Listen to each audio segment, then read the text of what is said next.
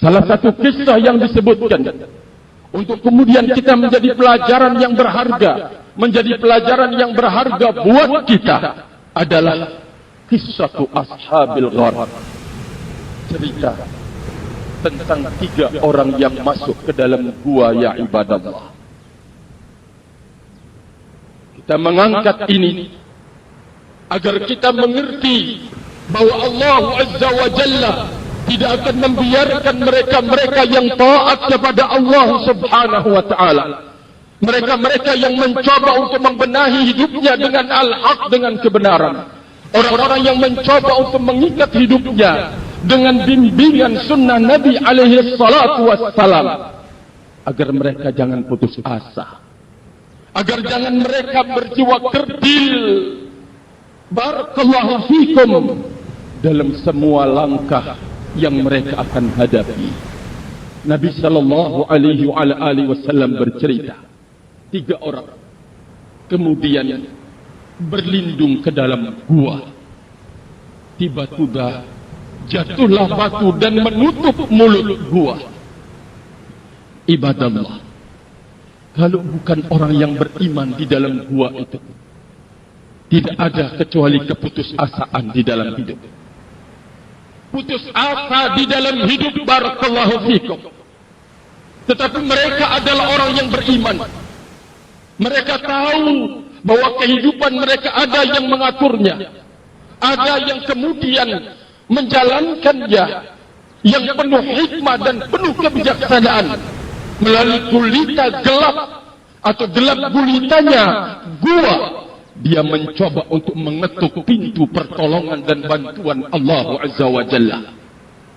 Dia mencoba untuk mengetuk pintu langit untuk mencari bantuan dan pertolongan dari Allah Subhanahu wa ta'ala. Itulah dia orang yang beriman dalam kehidupan dunia ini, tidak pernah dirundung oleh patah semangat.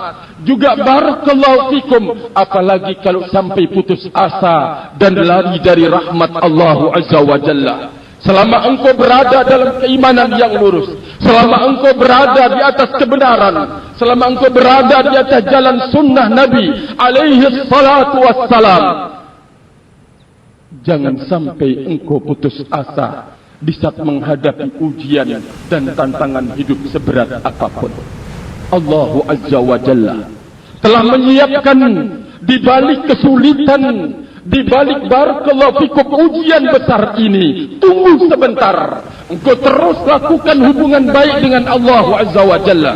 Allah menyiapkan kemudahan untuk mengeluarkan kesulitan itu, barakallahu fikum.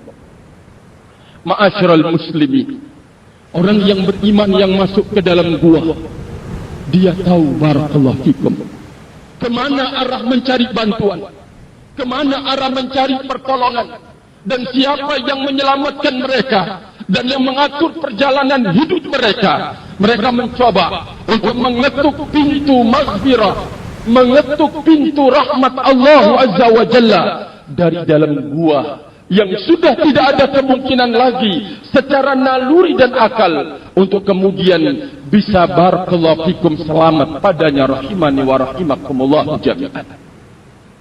Pelajaran yang berharga sekali lagi, orang yang beriman kepada Allah Azza wa Jalla tidak akan pernah putus asa, lalu menjatuhkan dirinya di dalam kesalahan, menjatuhkan dirinya di dalam kesesatan, menjatuhkan dirinya di dalam barakallahu fikum kemungkaran, dalam kondisi dia tahu kalau itu mungkar.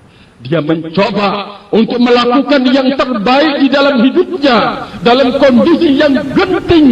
Dia mencoba untuk memberikan yang terbaik buat hidupnya di saat dia barakallahu fikum berhubungan dengan Allah Subhanahu wa ta'ala. Barakallahu li wa lakum. Alhamdulillah wassalatu wassalamu ala Rasulillah wa ala alihi wa sahbihi wa mawalah, amma ba'du. Ibadallah, Allah Azza wa Jalla mendengar apa yang mereka minta. Allah Azza wa Jalla menyiapkan apa yang mereka butuhkan. Allah Subhanahu wa ta'ala mempersiapkan bantuan dan pertolongannya, ya ibadallah. Namun mari kita belajar apa yang diperbuat oleh 3 orang ini. Akankah mereka ongkang-ongkang? Akankah mereka pasrah begitu saja? Namun mereka mencoba untuk mengetuk ampunan Allah, pintu ampunan Allah Azza wa Jalla, pintu bantuan dan pertolongannya melalui amal-amal soleh yang telah dia lakukan, melalui amal-amal kebajikan yang dia telah perbuat. Ternyata menjadi senjata yang ampuh di dalam menghadapi ujian dan cobaan, kelurusan dan ketaatan engkau ya ibadallah. Yang satu mencoba mengadukan kepada Allah Azza wa Jalla bahwa dia telah memiliki kedua orang tua, dia telah melakukan terbaik buat kedua orang tuanya, dia berbakti rahimani wa rahimakumullah, sampai kemudian baktinya ini dia jadikan sebagai perantara dirinya dengan Allah Azza wa Jalla. Ya Allah, jikalau saya melakukan itu karena ikhlas karena engkau, maka bukakanlah pintu gua ini. Tergeser barakallahu fikum batu, mereka belum bisa keluar.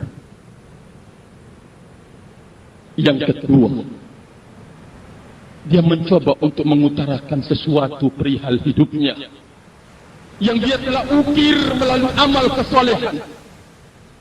Di saat dia ingin terjatuh di dalam dosa dan kemaksiatan, dia mencoba untuk menahan diri, dia mencoba untuk membentengi diri, dia mencoba untuk kemudian meninggalkan dosa dan kemaksiatan itu ya ibadallah.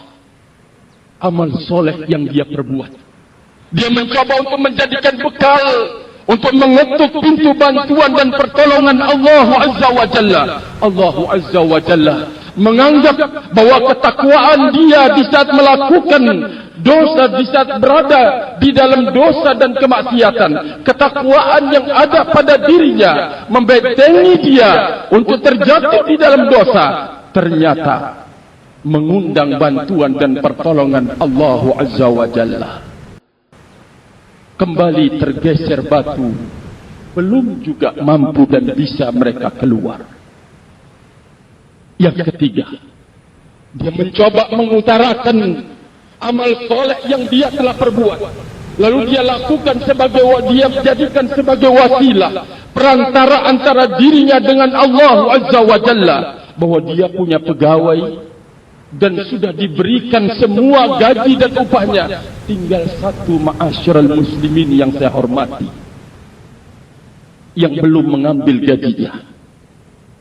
Dikembangkanlah sampai kemudian menjadi berlembah-lembah onta, kemudian sapi, kemudian kambing. Datanglah sang pemilik hak itu pada suatu hari, dan dia tunjukkan apa yang dia telah perbuat dan dia telah lakukan.